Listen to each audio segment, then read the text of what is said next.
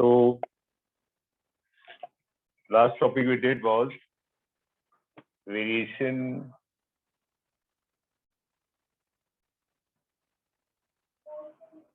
of resistance with temperature.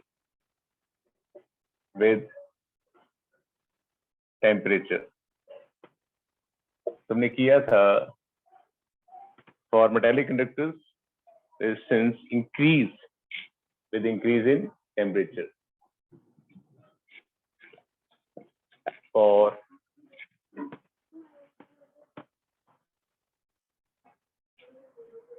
metallic conductors तो video blur आ रही है। अभी फोकस हो जाए ना, ऑटो फोकस है। वीडियो ब्लर आ रही है? अब ठीक है। ओके, अब ठीक है। Yes sir. Yes, sir. Okay. For metallic conductors, resistance increase with increase in temperature.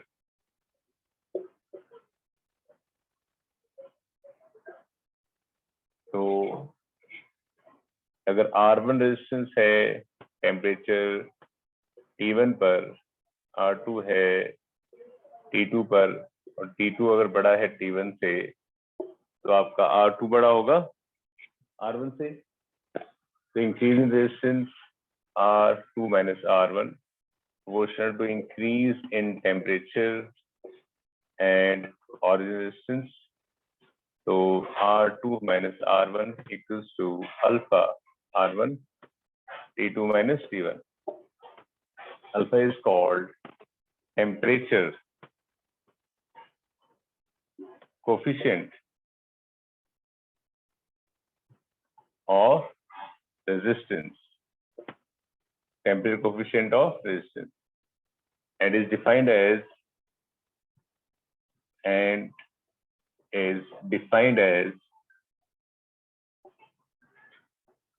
increase in temperature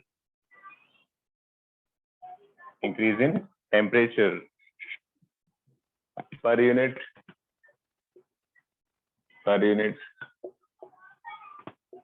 original resistance for per degree rise in temperature. ठीक है, so in that case alpha was equals to R2 minus R1 by R1 T2 minus T1 is also equals to 1 by R dr by dt. अब अगर suppose माने if T1 जो है, if R1 equals resistance at 0 degree Celsius,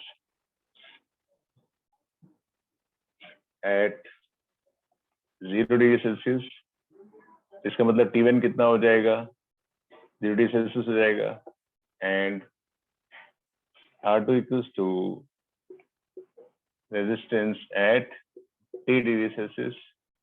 तो alpha क्या हो जाएगा हमारे पास, R T minus R not, इसको R नॉट ले लेना, हम इसको R T नाम दे दें, excuse me, upon R not D minus 0। Solve करके R T टू आ जाएगा R not 1 plus alpha T, एक ही फॉर्मूला भी आ जाएगा। ठीक है, और अगर हम टेम्परेचर बढ़ाते हैं तो रेजिस्टेंस जो है वो इंक्रीज होता जाता है।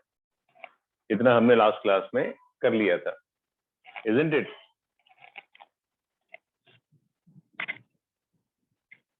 कर लिया था ना बच्चों? Yes. Yes, Yes, sir. sir.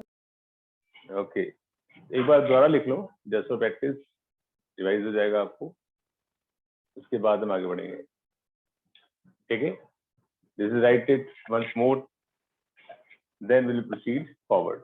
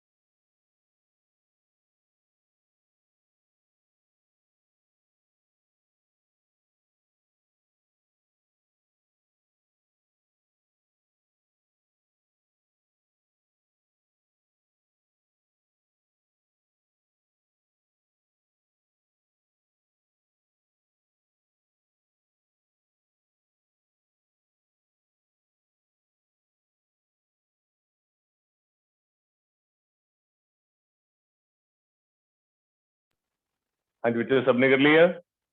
Sir 2 minute. Okay, LHS तो कर लिया होगा? Yes sir.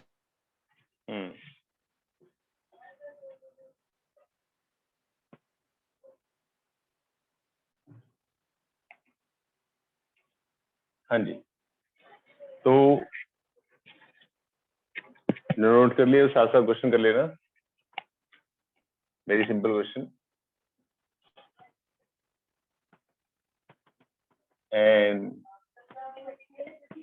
electrical instrument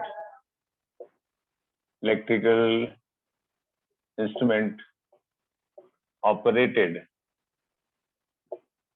at 200 volt shows current of 5 ampere at 20 Celsius and 10 ampere at 100 degrees Celsius. Find the value of temperature coefficient of resistance. करिए।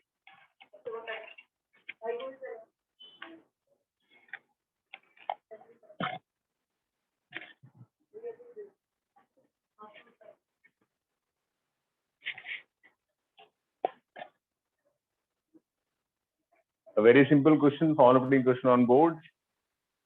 Please hurry up.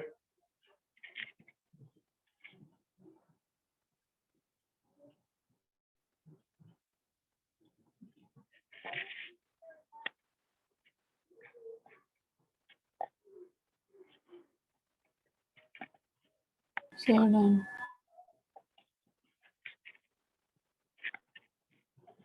Yes, very good. Chalo. First of all, what we have to do? We have to find initial temperature given है 20 degrees Celsius. Current temperature given is 100 degrees Celsius. Initial current आपका 5 ampere है, तो first resistance क्या आ जाएगा? 200 by 5, 40 Om. Second resistance कितना आ जाएगा? 200 by 10, that is 20 ओम। तो अल्फा क्या आ जाएगा? R2 minus R1, 20 minus 40 by 40, temperature changes how much? 80, तो आ जाएगा -20 बाई 40 इंटू 80, -1 बाई 160 पर डिग्री सेल्सियस। ये आ जाएगा answer. Clear? Yes, sir. Okay, sorry. Next question, इधर बेटे सबने कर लिया?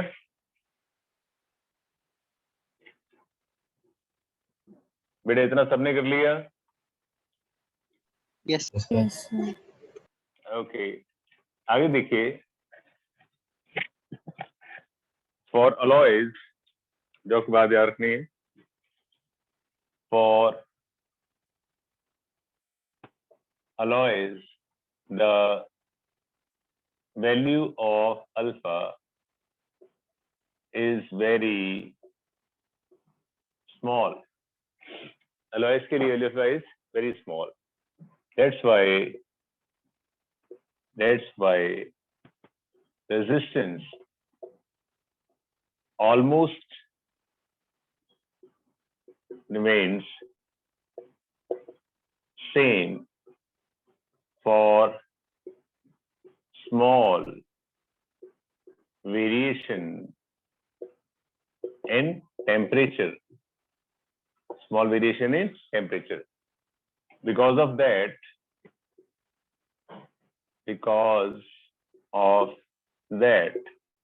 standard resistances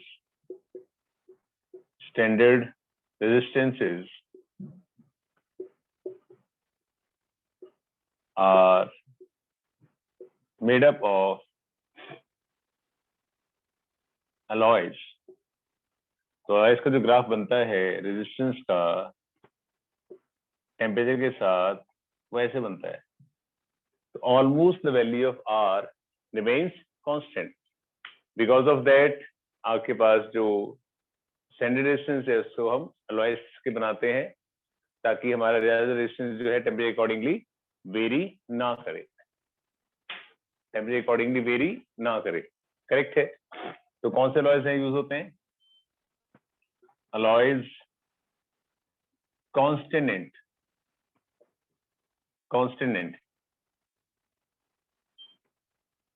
consonant and manganese are used, and manganese are used। समझ गए बात को कि alloys के लिए the value of alpha is very small, because of that the resistance almost remains same for the small variation in temperature, जिसकी वजह से रूम टेम्परेचर पे जो थोड़ा बहुत वेरिएशन आता है, इसकी वजह से आपका स्टैंडर्ड रेजिस्टेंस चेंज नहीं करता। आपके इलेक्ट्रिकल इंस्ट्रूमेंट जो है वो अप्रॉक्सीमेटली सेम एफिशिएंसी से काम करते हैं। इसी वजह से हम स्टैंडर्ड रेजिस्टेंस को अलॉयज से बनाते हैं, और दो मेजर अलॉयज हम यूज करते हैं हमेशा, दैट इज कांस्टेंट एंड मैग्नीन। इन दोनों अलॉयज को हम जनरली यूज करते हैं। क्लियर बच्चों? Yes, sir. Yes, sir. Okay, आगे देखिए हम फिर। तो मेटल्स में हमने जाना कि अगर आप टेम्परेचर बढ़ा रहे हैं तो वाइब्रेशन, इलेक्ट्रॉनिक वाइब्रेशन इंक्रीज करती हैं, जिसकी वजह से आपका कोलिजन इंक्रीज करती हैं, जिसकी वजह से आपका टाउ डिक्रीज करता है, और डिस्क वेलोसिटी डिक्रीज करती है, और रेजिस्टेंस आपका इंक्रीज करता है। ठीक है। फॉर सेमीकंडक्टर्स में resistance decreases with increase in temperature। Temperature बढ़ाने पर रेजिस्टेंस आपका डिक्रीज करता है। बिकॉज ऑफ दैट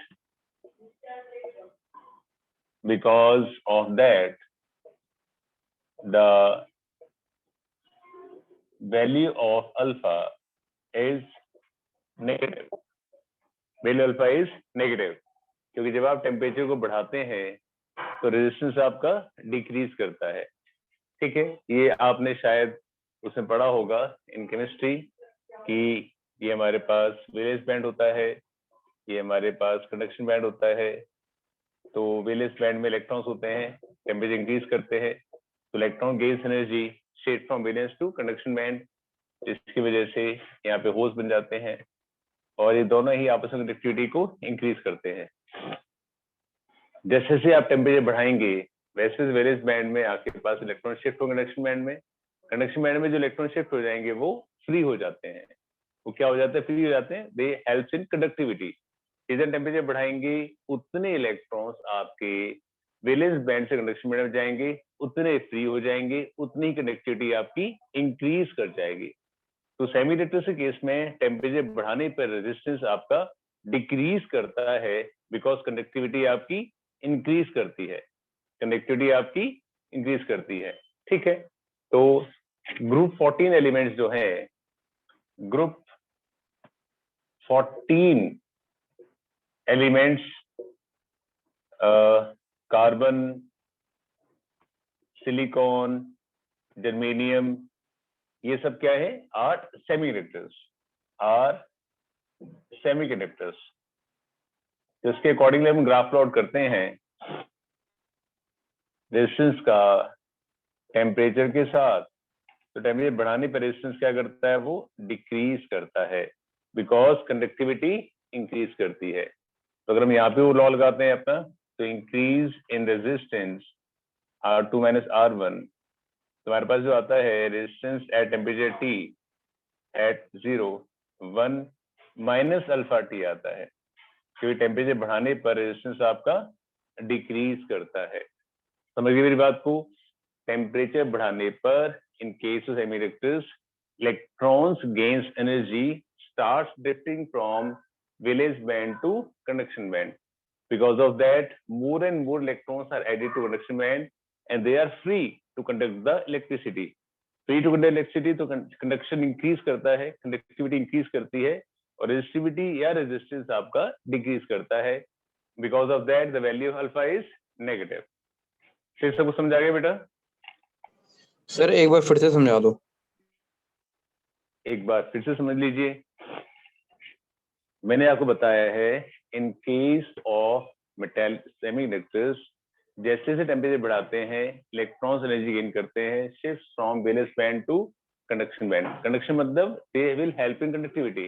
जितने इलेक्ट्रॉन्स कंडक्शन बैंड में इंक्रीज करेंगे उतनी कंडक्टिविटी इंक्रीज करेगी, उतना रेजिस्टेंस आपका डिक्रीज करेगा। टेम्परेचर बढ़ाने पर रेजिस्टेंस आपका डिक्रीज करेगा, that's value of alpha is negative, list में भी आपके पास नेगेटिव आ जाता है।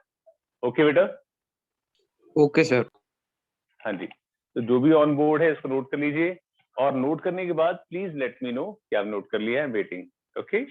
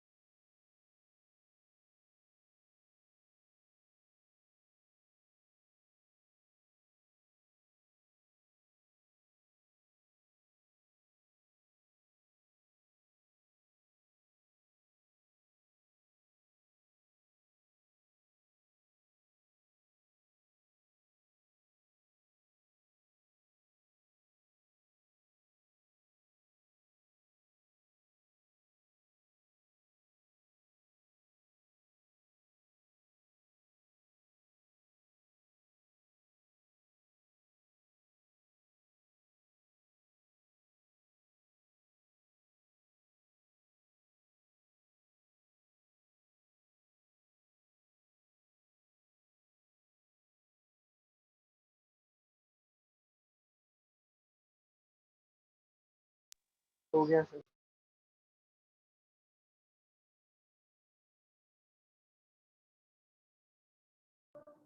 बच्चों सबने कर लिया? No, sir. चलो घर में बेटा करने के बाद please let me no.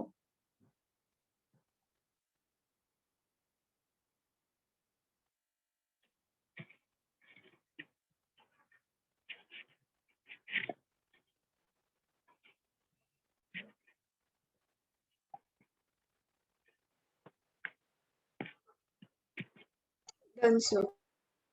Okay बेटा, everybody has done? Yes sir. Yes sir. Okay that's good. चलो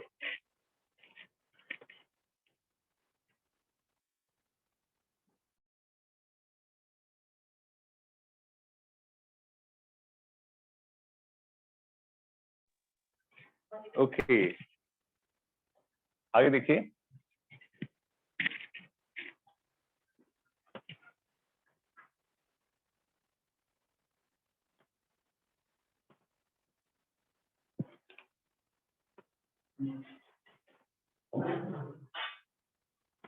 हाँ जी, सुपर कंडक्टर्स में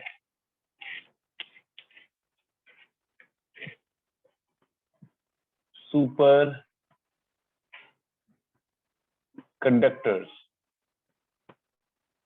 हाँ जी, तो conductor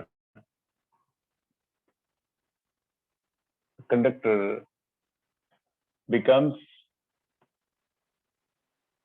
superconductor at nearly 0 Kelvin because all electronic motion, electronic spinning ceases.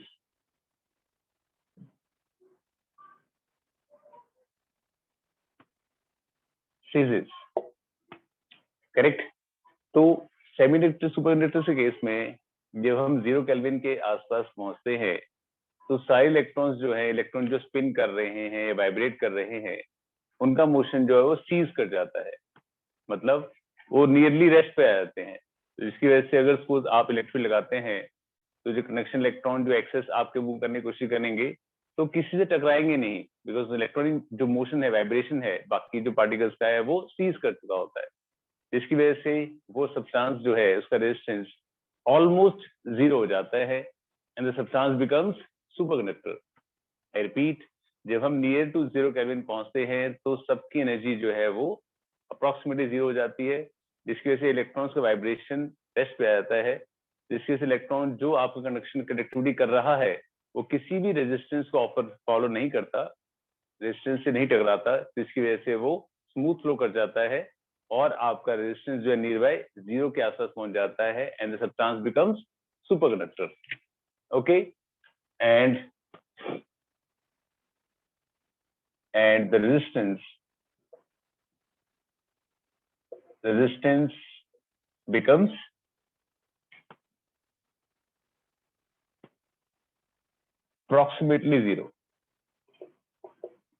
approximately zero, and the substance becomes superconductor,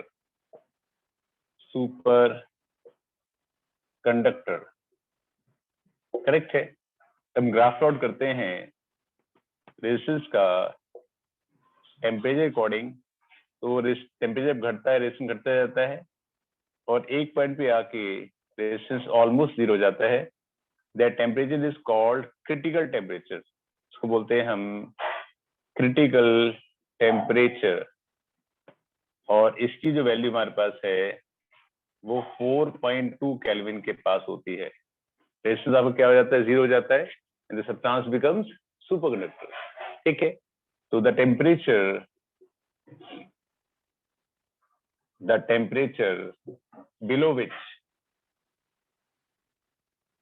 below which a conductor becomes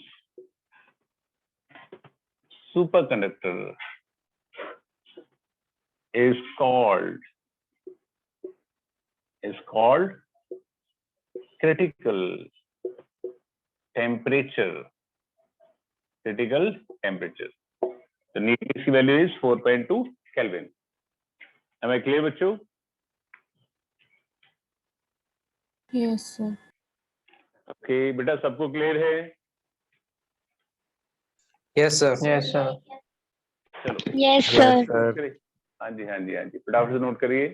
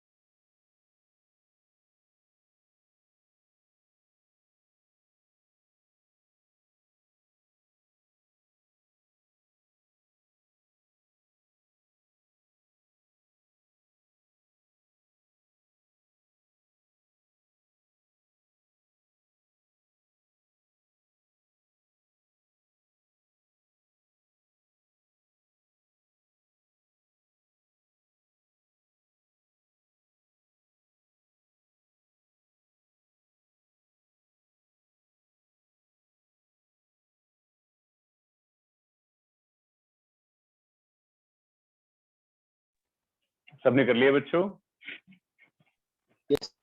Yes, sir. Okay बेटा, सबने कर लिया? अपार सिंह कर लिया बेटा आपने? Yes sir. Okay, yes good sir. Good good good. No sir 2 minute. चलो टेक 2 मिनट्स।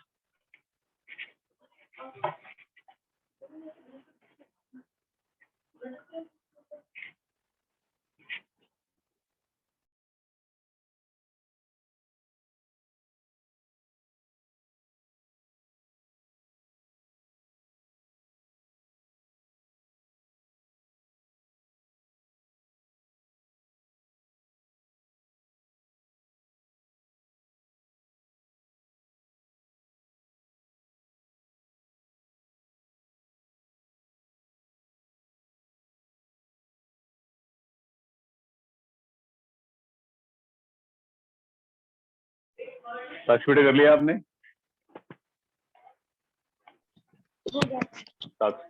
ओके हो गया। ओके बेटा ओके। प्रिया बेटा समझ में आ रहा है आपको?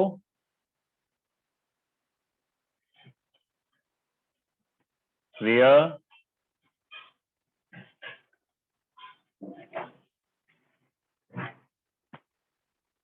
Priya, I think Priya is not able to listen. Okay. तो आगे देखिए, next we have color coding. Color coding of resistance. Color coding of resistance. What is color coding? It is a method in which different colors represents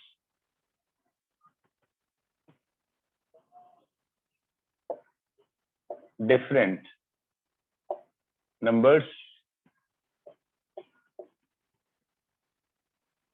and is utilized to find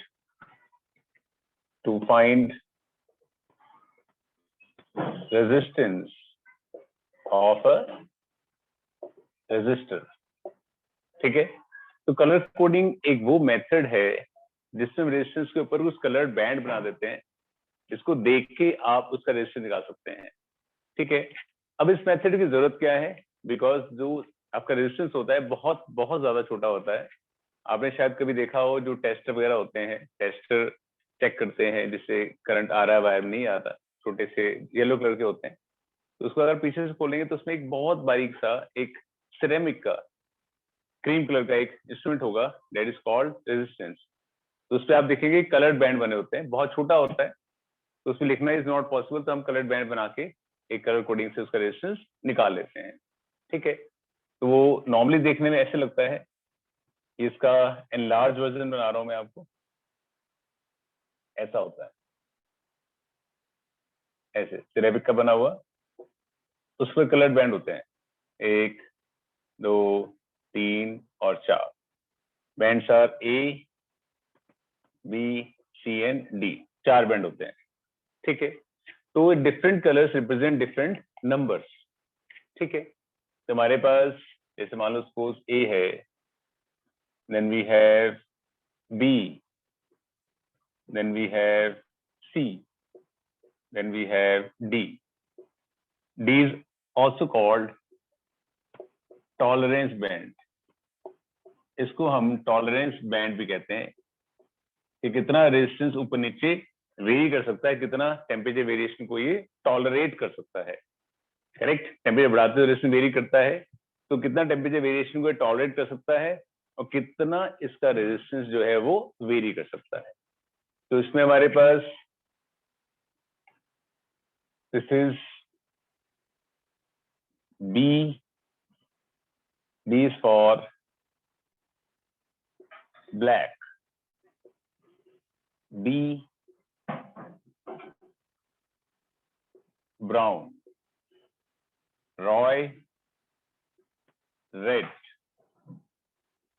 O orange,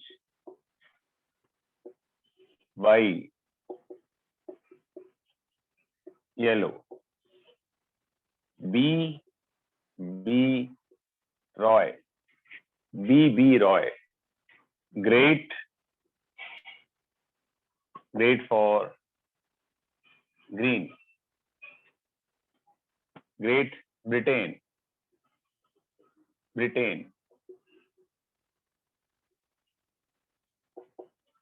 Britain is for blue, very violet, good, G good, G is for gray, very good, white is for white, कभी gold पहन लेती थी, कभी silver पहन लेती थी, उसके पास diamond था नहीं, gold silver. Okay, we have B Roy, Great Britain, very good wife, कभी गोल्ड पहन लेती थी, कभी सिल्वर, डायमंड था नहीं, थोड़ी सी गरीब थी. तो I repeat, B Roy, great Britain, very good wife, कभी गोल्ड पहनती थी, कभी सिल्वर. तो उसके अकॉर्डिंगली मैं नंबर रिप्रेजेंट करते हैं 0 1 2 3 4 5 6 7 8 9. 0 1 2 3 4 5 6 7 8 9. 10 is to power 0, 10 is to power 1, 10 is to power 2, 10 is to power 3, 10 is to power 4, 10 is to power 5, 10 is to power 6, 10 is to power 7, 10 is to power 8, 10 is to power 9, 10 is to power -1 and 10 is to power -2. Correct है. Tolerance band में सिर्फ हमारे पास 2 colour होते हैं या तो नहीं होते. अगर गोल्ड है, गोल्ड होता है तो प्लस माइनस 5%, मतलब पूरा रेजिस्टेंस जो है प्लस माइनस 5% तक वेरी कर सकता है. अगर सिल्वर है तो प्लस माइनस 10%. अगर कोई कलर नहीं है, नो कलर, तो प्लस माइनस 20% वेरी कर सकता है. करेक्ट है. अगर गोल्ड है तो प्लस माइनस 5%, सिल्वर है प्लस माइनस 10%, अगर कोई कलर नहीं है तो प्लस माइनस 20%. रेजिस्टेंस निकालने का फॉर्मूला क्या है? Resistance equals to A B into C plus minus D ohm. A B into C plus minus D ohm. ठीक है. एग्जाम्पल देख समझाता हूँ आपको. मान लो सपोज हमारे पास एक रजिस्टर है जिसमें पहली लाइन है हमारे पास ब्लू, सेकंड है रेड, थर्ड है ऑरेंज और फोर्थ है सिल्वर. इन दैट केस हमारे पास ए की वैल्यू क्या आ जाएगी? A is for blue, blue blue blue, या ब्लू 6, ये आ जाएगा 6. Red, B is for red, red की वैल्यू क्या आ जाएगी? 2. C is for orange, orange क्या आ जाएगा? 10 is to power 3. and D is for silver, silver is plus minus 10%, plus minus 10%. तो रेजिस्टेंस का फॉर्मूला आ जाएगा ए बी मतलब 62. इसको 6 into 2 नहीं करना, ए मतलब 62 इन 10 to power 3 प्लस माइनस 10%, ये आपके पास रेजिस्टेंस की वैल्यू आ जाएगी. I hope this is very much clear. Yes, sir. Yes, sir. Okay, that's good. एक तरह का हमारे पास रेजिस्टेंस और आता है, ठीक है, उसको मैं लिख देता हूं। तो ऐसे तो बहुत रेयरली पूछा जाता है, बट हम कर रहे हैं तो उसको क्यों छोड़ें। तो वो रेजिस्टेंस होता है इस फॉर्म में, इस फॉर्म में होता है वो। यहाँ पे एक रिंग होता है, दिस कॉल्ड रिंग। दिस यहाँ पे एंड्स होते हैं, and this is called dot. ये हमारे पास है एंड, ये हमारे पास है डॉट, ये हमारे पास है रिंग, और ये हमारे पास है बॉडी कलर, बॉडी कलर, ठीक है। उसका फॉर्मूला क्या है? उसका फॉर्मूला है bed with ring, bed with ring, just wait, bed with ring, ये फॉर्मूला है। मतलब हमारे पास ए लाइन बनेगी, वो बनेगी बी के लिए, बेड विद रिंग। तो body colour, B is for body colour, A is for end colour, B D is for dot colour, C R is for ring colour, D. Basic formula हमारे पास यही formula है, A B into C plus minus D, correct है। दो and से, वो and हो गया, बॉडी होगी, डॉट हो गया, रिंग हो गया। Bed with ring, B is for body colour, E is for end color, D is for dot color, R is for ring color. Clear बेटा, सबको समझ में आ गया? Yes, sir. sir. Yes, sir. ठीक है, सर सर, एक बार Yes, फटाफट चलो। sir. क्या है क्या है? हाँ जी सर एक बेटा, क्वेश्चन था। हाँ जी बोलो। सर ये गोल्ड और सिल्वर के अलावा बाकी सब में प्लस माइनस 20% लेना है?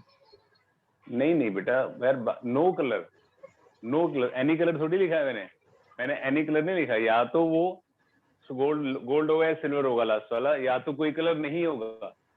जो कलर ओके नहीं सर, होगा तो 20% होगा, ओके। तो बाकी कोई होगा ही नहीं एंड में?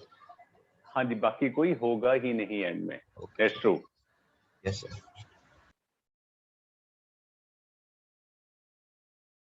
सर ये सारी वैल्यूज याद करनी पड़ेंगी? नहीं, आप पर्ची बना सकते हैं, ठीक है सर। है ना। ठीक।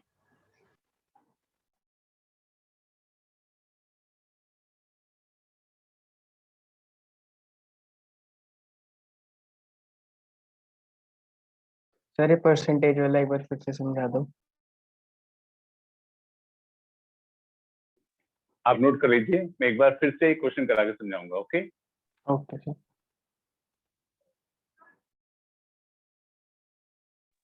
सर नो कलर पे 20% है ना, plus minus? Yes Bhavesh, yes बेटा।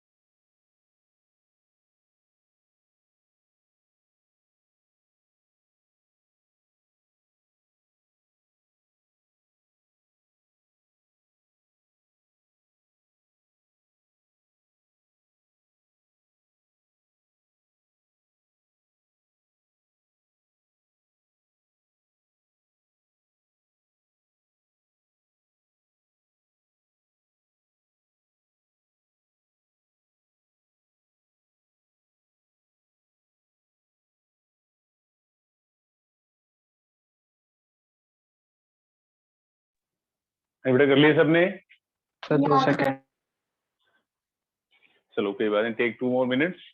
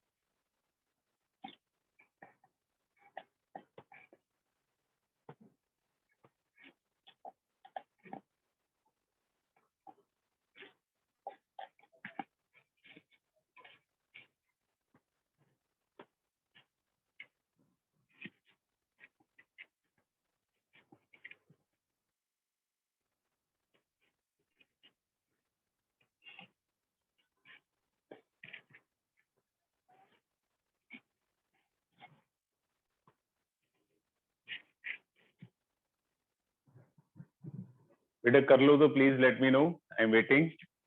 हो गया सर तो। Done sir. हो गया sir. Okay, so we'll discuss one more example.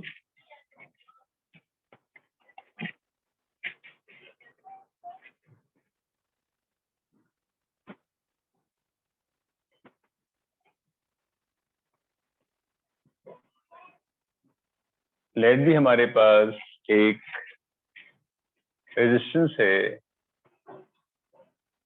उसकी वैल्यू है 29 10⁻⁷ प्लस माइनस 10% ओम. आपको उससे कलर बैंड बताना है. Find colour band. तो it's very simple to do. तो हमारे पास वैल्यू ऑफ ए कितनी आ जाएगी?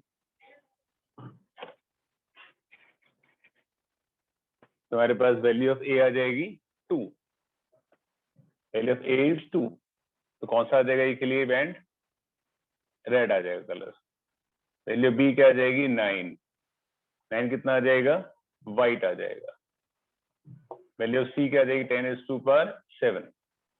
7 आ जाएगा हमारे पास वॉयलेट. और फोर्थ वन डी कितना आ जाएगा? 10% है तो सिल्वर हो जाएगा. वेरी सिंपल, बहुत ज्यादा आसान चीज है बेटा. Is it clear to everybody? Yes sir. Sir अगर यस सर। ABCD दे रखा हो तो रेजिस्टेंस आराम से निकाल सकते हैं मतलब. हाँ हाँ, डेफिनेट सी बात है. अगर आपको ये चार्ट याद है, एबीसीडी दे रखा हो तो आपको रेजिस्टेंस निकाल सकते हैं. एबीसीडी नहीं दिया होता, कलर लाइन दी होती है. फर्स्ट लाइन ये है, सेकंड ये, थर्ड ये, फोर्थ ये, सीक्वेंस दिया होता है. इज नॉट रिटन कि ये ए है, बी है, सी है, ऐसे नहीं लिखा होता. ये तो हमने खुद का टेबल बनाया होता है हमेशा. तो वैसा Okay, भी भावेश? पूछने दो सर. यस सर, ये वैसा भी पूछने सर दो. एक बार फिर से बता दो। एक बार फिर से देखिए बेटा. ए हमारा पास 2 था. First is 2 A B into C plus minus D. A 2 हो गया हमारा. 2 स्टैंड्स फॉर रेड. बी 9 हो गया. 9 स्टैंड्स फॉर व्हाइट. सी 10⁻⁷ हो गया. 10⁻⁷ stands for violet. 10% is for, यहाँ पे था हमारे पास कौन सा कलर? सिल्वर. सिल्वर। तो सिल्वर हो गया. ठीक है. और सर ये 20% का क्या? अगर आपके पास कलर बैंड इस तरह के आते हैं, मान लो सपोज हमारे पास है एक रेजिस्टेंस, उसके बाद हमारे पास है first band is blue, second is white, third one is red. बस चौथा है ही नहीं है हमारे पास. There is no fourth line. तो हमारे पास ए क्या हो जाएगा? Blue. Value of blue is 6. Second हो जाएगा white. Value of white is 9. Third हो जाएगा रेड. Red is 10⁻². अब यहाँ पे कोई लाइन नहीं है, फोर्थ लाइन नहीं है, it means no colour is there. तो डी हो जाएगा प्लस माइनस 20%. तो रेजिस्टेंस फॉर्मूला क्या आ जाएगा? A B 69 into 10⁻² plus minus 20%. ये आपका रेजिस्टेंस हो जाएगा. हमें क्लियर बच्चों? Yes, sir. Yes, sir. Yes, sir. बहुत ओके, सबको क्लियर है? आई थिंक किसी को डाउट तो नहीं है? No, sir. Okay, that's good. चलिए आगे चलते हुए next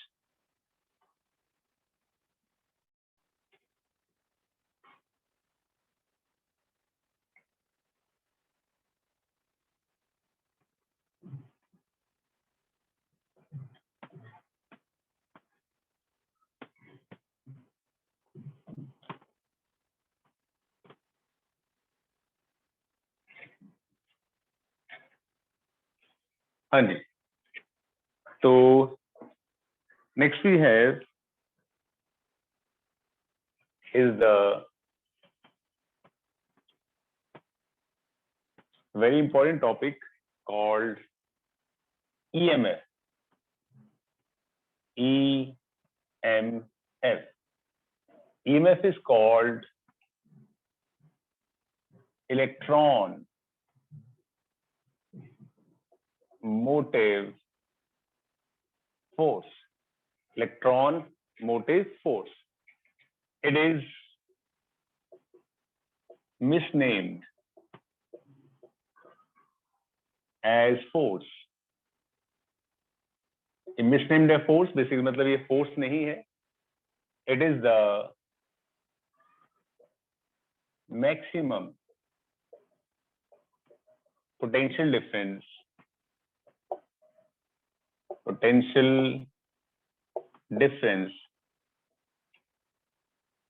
across the ends of conductor, across the ends of conductor when the circuit is open,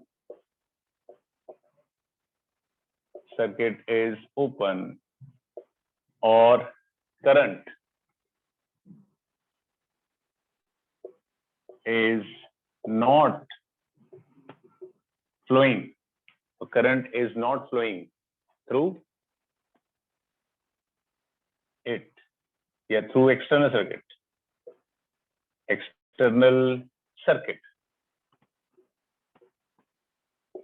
ठीक है, अब क्या कहानी है इसको आप बहुत आराम से और बहुत ध्यान से सुनिए।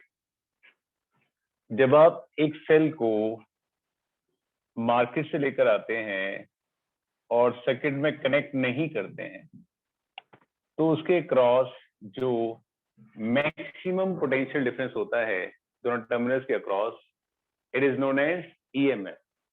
So EMF is the maximum potential difference across the ends of cell, not conductor, ends of cell. When the circuit is open, मतलब जब करंट फ्लो नहीं कर रहा है या circuit is open, is one the same thing. ठीक है, तो जब आप सेल को सर्किट में कनेक्ट नहीं करते हैं और सेल से करंट बाहर फ्लो नहीं करता है, उस दौरान जो इसके अक्रॉस मैक्सिमम पोटेंशियल डिफरेंस है उसको हम बोलते हैं EMF। डिनोट करते हैं उसको कैपिटल E से। It is noted by capital E। It is denoted by capital E। Correct है। अब जब आप सेल को एक्सटर्नल सर्किट से कनेक्ट करते हैं एक्सटर्नल रेजिस्टेंस है R is external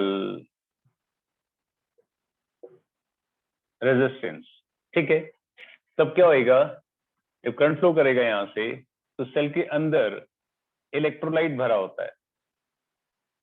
correct, this is electrolyte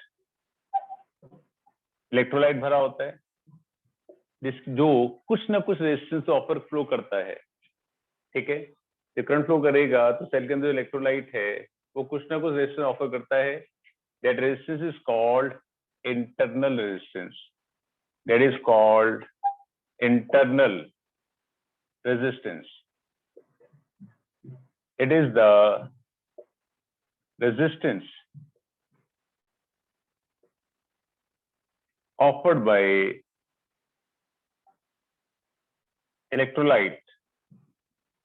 electrolyte of cell, समझे? तो जब आप सेल को एक्सटर्नल सर्किट में कनेक्ट कर रहे हैं तो बाहर करंट फ्लो करेगा और सेल के अंदर जो इलेक्ट्रोलाइट है वो भी कुछ रेजिस्टेंस ऑफर करेगा, जिसकी वजह से रेजिस्टेंस की वजह से अंदर ही कुछ पोटेंशियल का ड्रॉप हो जाएगा, है ना? जब करंट फ्लो करेगा अंदर एक रेजिस्टेंस है, उस रेजिस्टेंस की वजह से अंदर इस पोटेंशियल का ड्रॉप हो जाएगा, जिसकी वजह से बाहर का पोटेंशियल थोड़ा सा कम हो जाएगा। तो बाहर का पोटेंशियल थोड़ा सा कम हो जाएगा, it is known as V। इसको बोलते हैं हम V, इसको बोलते हैं हम V। V is called terminal potential difference. V को बोलते हैं हम टर्मिनल पोटेंशियल डिफरेंस। तो टर्मिनल, जो टर्मिनल के अक्रॉस है, terminal potential difference V, it is the potential difference between the two ends of a cell when current is flowing in external circuit or circuit is closed, circuit is closed, समझे? तो जब हम इसको connect कर देते हैं तो जब करंट फ्लो करने शुरू करता है तो इसकी वजह से अंदर जो इलेक्ट्रोलाइट का रेजिस्टेंस है उस रेजिस्टेंस की वजह से अंदर ही कुछ पोटेंशियल का ड्रॉप हो जाएगा, जिससे बाहर पोटेंशियल थोड़ा सा कम हो जाएगा। उसका नाम क्या है? V। V is called terminal potential difference.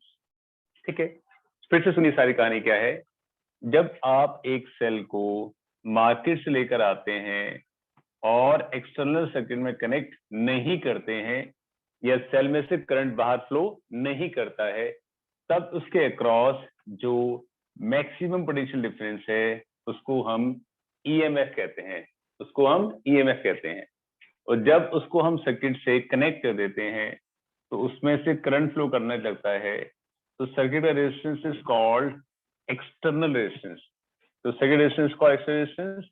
अब सेल के अंदर कुछ इलेक्ट्रोलाइट भरा होता है जो एक रेजिस्टेंस ऑफर करता है, that resistance is called internal resistance of cell, is called internal resistance of cell. अब ये इंटरनल रेजिस्टेंस जो है इसकी वजह से अंदर ही कुछ पोटेंशियल का ड्रॉप हो जाता है, जिसकी वजह से बाहर का पोटेंशियल जो है थोड़ा सा कम हो जाता है। बाहर पोटेंशियल थोड़ा सा कम हो जाएगा, it is called V। V is called terminal potential difference. It is the potential difference across the ends of cell when current is flowing in the external circuit. Current is flowing in the external circuit. तो एक बार फिर से short पे सुने। जब cell को हम circuit में यूज नहीं कर रहे हैं तो उसके क्रॉस जो मैक्सिमम पोटेंशियल डिफरेंस है उसको बोलते हैं हम EMF। ठीक है, जब सर्किल सेल को सर्किट में यूज करते हैं तो करंट फ्लो करता है बाहर। जब करंट बाहर फ्लो करेगा तो सेल के अंदर जो इलेक्ट्रोलाइट भरा है वो जो इंटरेक्शन दे रहा है उसकी वजह से भी कुछ पोटेंशियल ड्रॉप हो जाएगा सेल के अंदर ही, विद इन द सेल, जिसकी वजह से उसका बाहर का पोटेंशियल थोड़ा सा कम हो जाता है। That potential is called terminal potential difference. Am I clear बच्चों? Yes sir. Yes, sir. ठीक है सर जो ये इसको आप एक इंटरनल बार रेजिस्टेंस होता है, बोलिए बोलिए। सर जो ये इंटरनल रेजिस्टेंस होता है वो बहुत ही कम होता होगा ना एक्सटर्नल के मुकाबले, मतलब? डेफिनेट नहीं, Okay. एक्सटर्नल तो हम कितना भी लगा सकते हैं, इंटरनल से कम ही होता है, 0.5, 1, 0.03 इसके आसपास ही होता है। ठीक है, सर पर ये इलेक्ट्रोलाइट कॉज कैसे करता है ये रेजिस्टेंस? इलेक्ट्रोलाइट है तो कुछ हर एक का कुछ ना कुछ रेजिस्टेंस तो होता ही है ना। इलेक्ट्रोलाइट आप भर रहे हैं उसके अंदर, तो अगर आप कोई सोल्यूशन भर रहे हैं तो उसमें इलेक्ट्रॉन फ्लो करेंगे, कुछ ना कुछ तो उसके अंदर होगा ही ना। आपके पास जो आपने पेस्ट बनाया है NaCl का, उसमें भी होगा, जो पेस्ट है उसमें इलेक्ट्रॉन फ्री फ्लो थोड़ी हो सकते हैं, कुछ ना कुछ रेजिस्टेंस होता ही है उसका। ठीक है, ठीक है सर। नोट करिए बेटा। ओके, नोट करने के बाद प्लीज लेट मी नो कि आपने नोट कर लिया है। आई एम वेटिंग।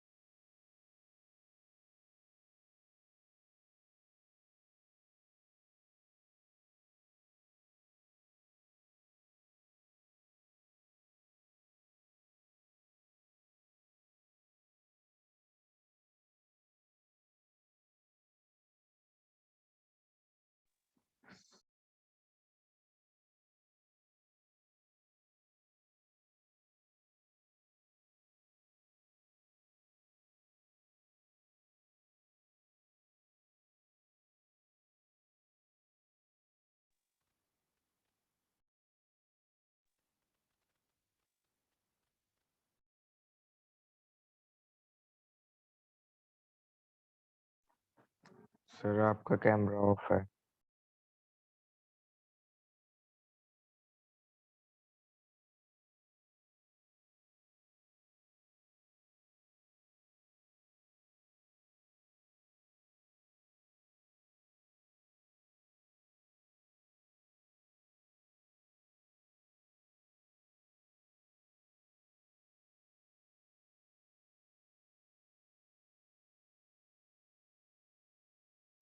अब बेटा ऑन हो गया।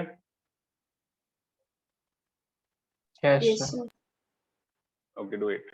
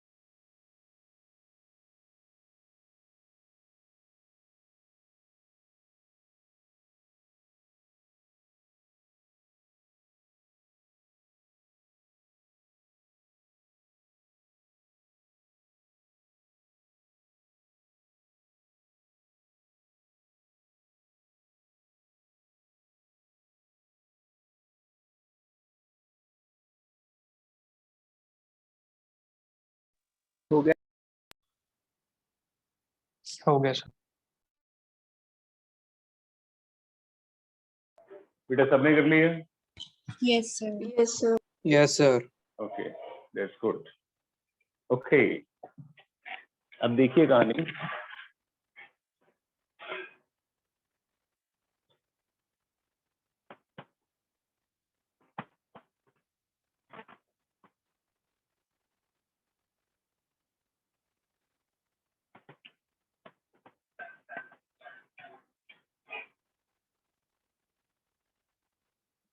तो हमारे पास है एक सेल जिसका ईएमएफ है 20 वोल्ट, रेजिस्टेंस है 2 ओम, connected across external resistance of 18 ohm। क्या पूछा जाता है? Calculate A part current in circuit, B part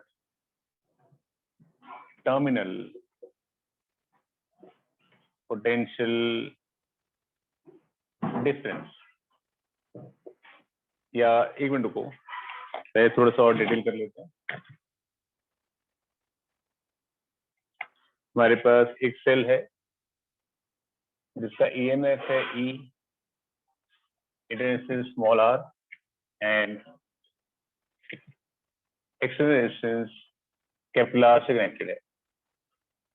तो सर्किट में कितना करंट फ्लो करेगा? Current equals to net potential difference by net resistance internal plus external. ये करंट आपका फ्लो करेगा इसमें सीरीज में, रेजिस्टेंस ऐड हो जाएगा, internal plus external.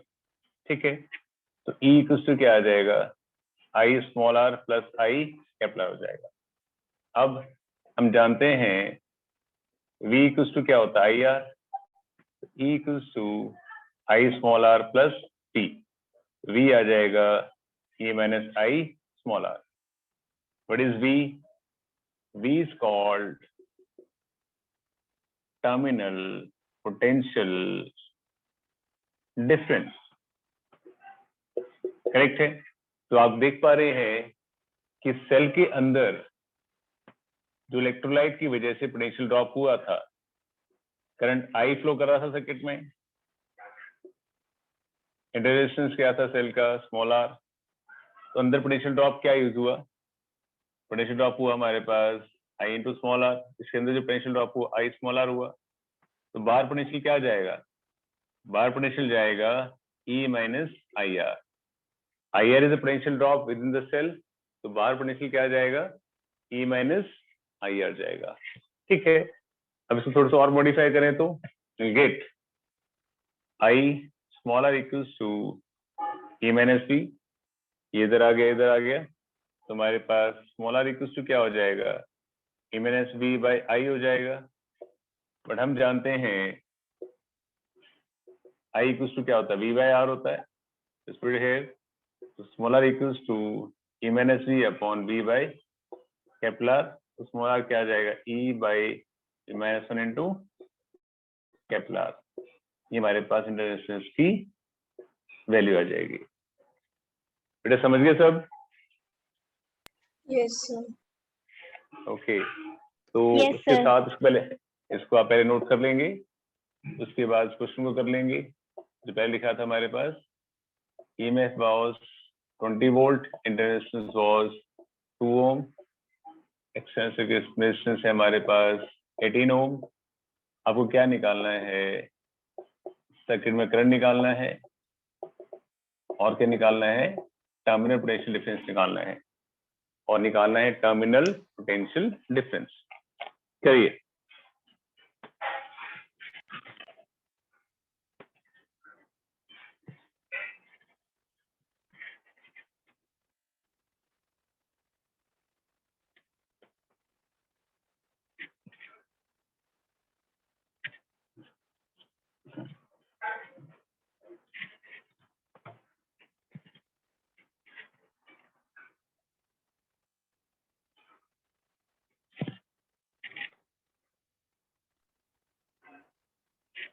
Sir 1 ampere और 18 वोल्ट्स।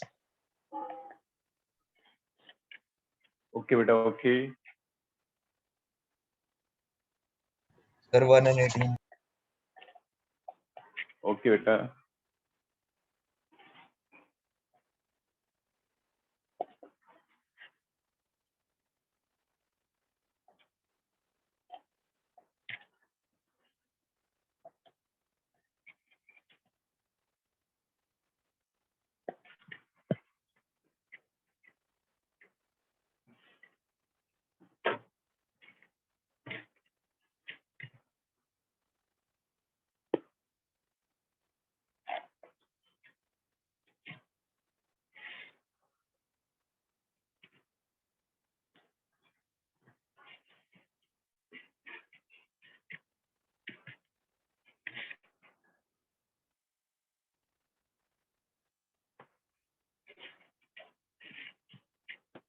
बेटा सबने कर लिया? Yes, sir. Sir okay, question कर लिया, वो अभी नोट कर रहा हूँ। नोट करिए, क्वेश्चन भी करिए। यश बेटा समझ में आ रहा है आपको?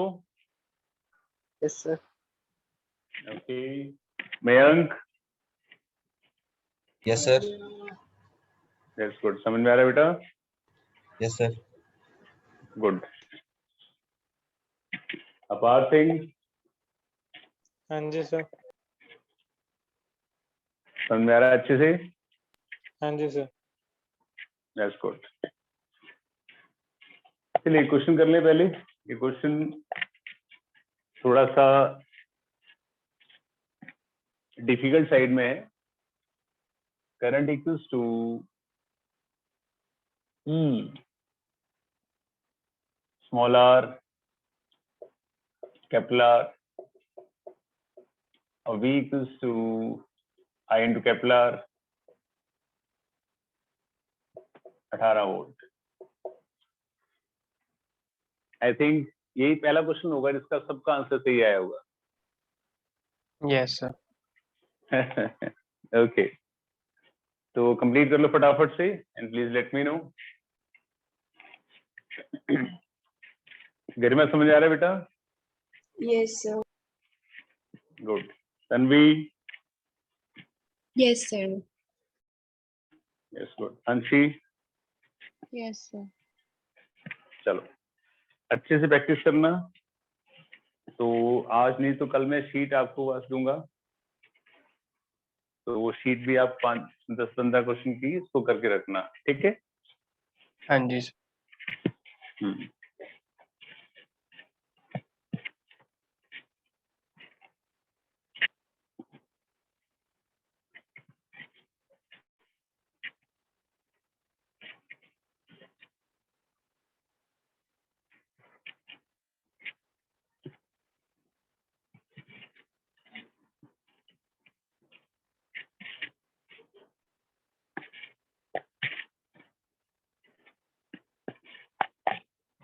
चलो आगे बढ़े।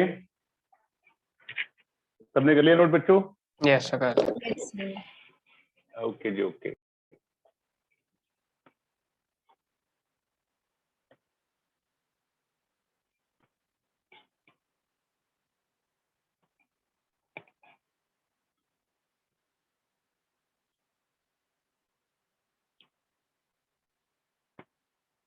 हाँ जी,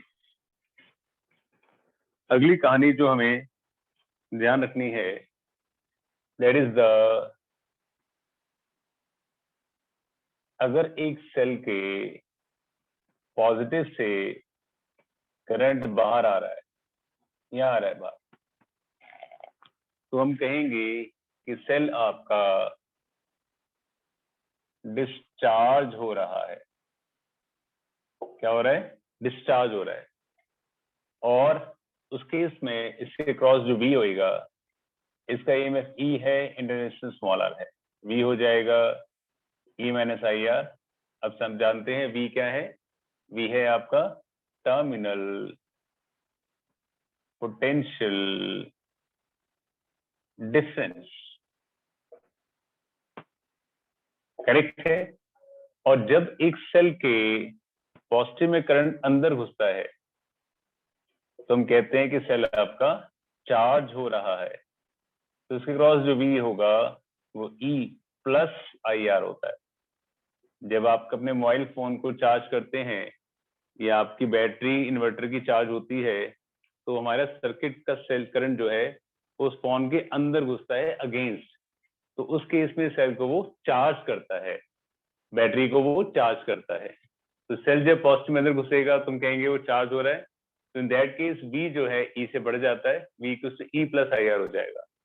और जब सेल के अपने अंदर से करंट बाहर हो रहा है, आपकी लाइट चली जाती है या जब आप फोन को यूज कर रहे हैं, तब सेल आपका पावर देता है बाहर सर्किट को, तब सेल से बाहर करंट निकलता है। जब सेल से बाहर निकले करंट तो हम कहेंगे सेल आपका डिस्चार्ज हो रहा है, यूज हो रहा है। In that case V equals to E minus IR हो जाएगा। ठीक है। एंड जब आप दो सेल्स को सीरीज में लगाते हैं तो एक का EMF मान लें आपके पास है E1, एक का EMF आपके पास है E2, inter resistance is R1, inter resistance is R2।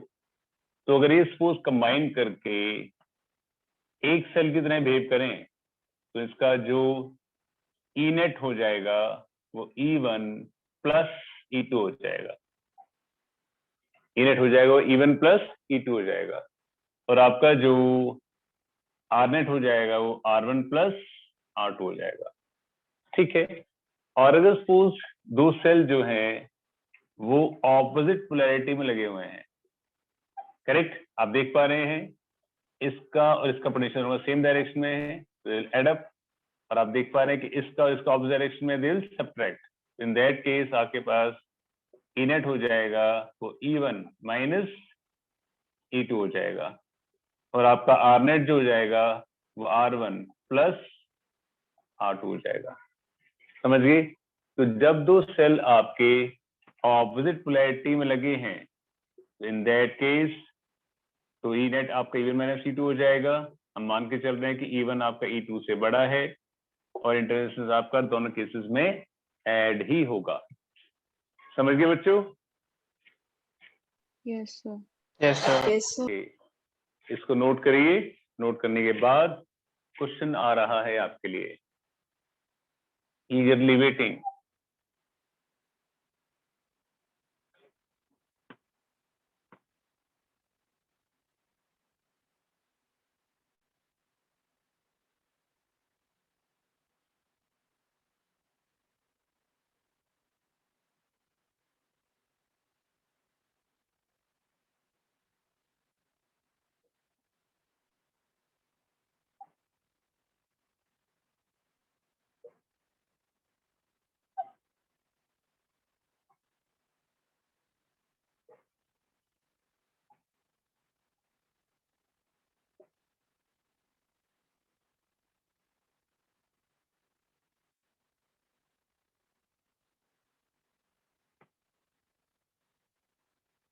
करिए।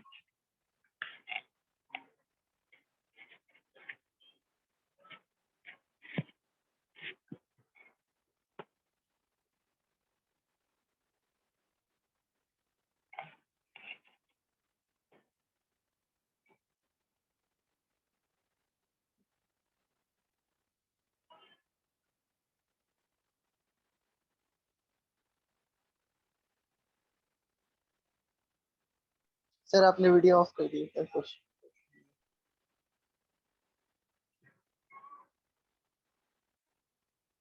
यश कुछ कह रहे हो बेटा?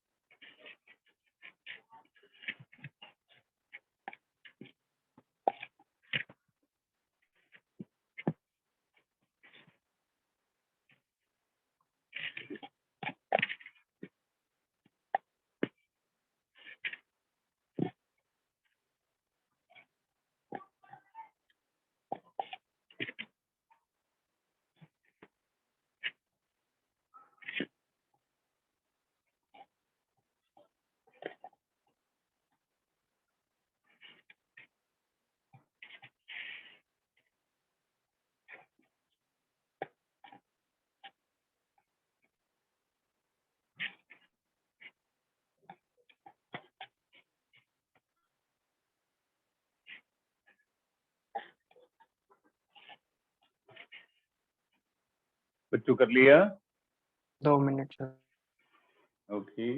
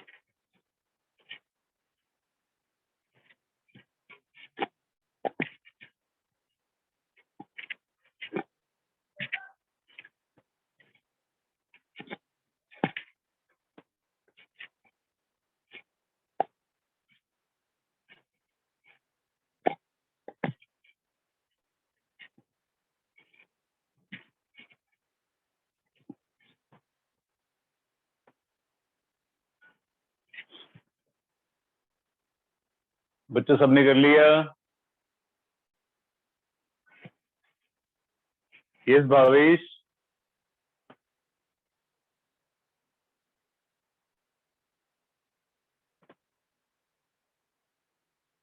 कर ही रहे हैं।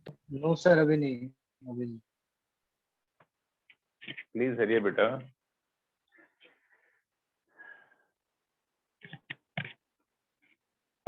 ओके, देखिए इधर क्या करना है।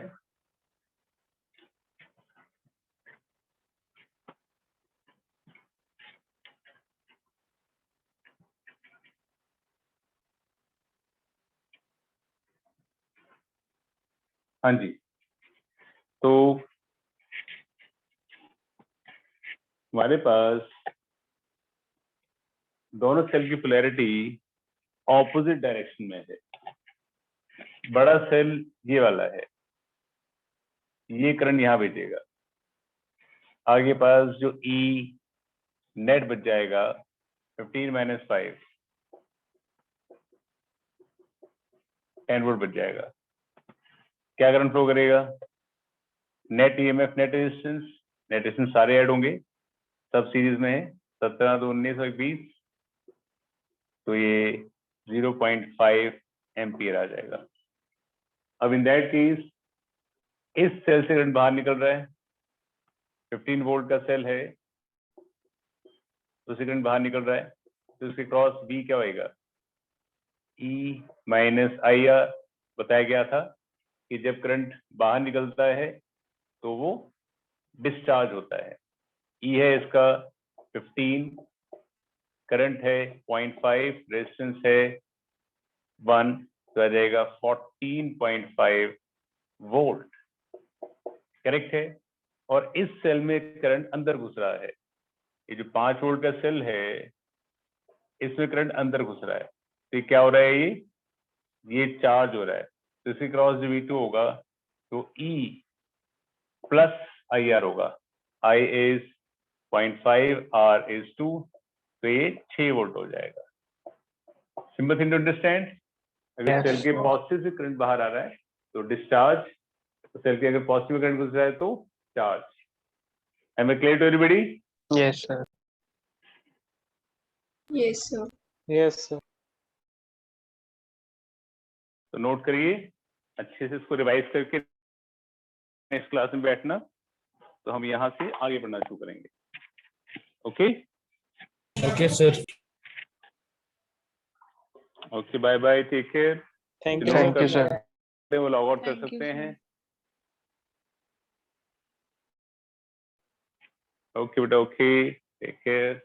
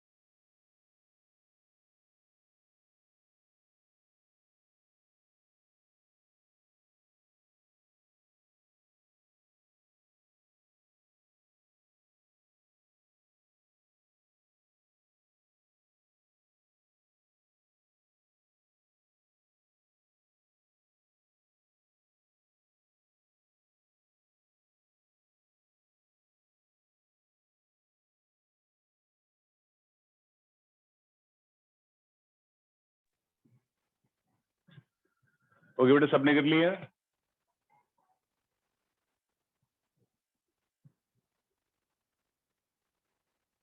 बाय बच्चे, take care. Okay sir. Okay बेटा, बाय बाय।